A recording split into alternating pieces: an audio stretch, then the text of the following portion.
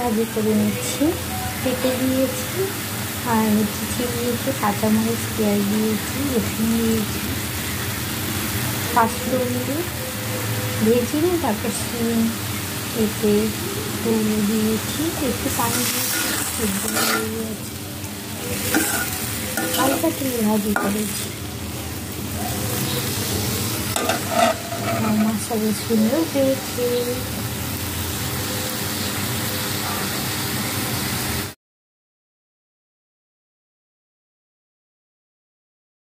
ছাড়া কচু দিয়ে ট্যাংরা মাছ রান্না করেছি, আর তো একটা ফুলকপি দিয়েও মাছ রান্না করেছি।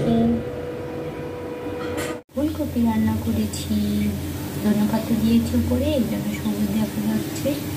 পেঁপে দিয়েছি, যেহেতু আমরা পেঁপে খাই। গাজর দিয়েছি,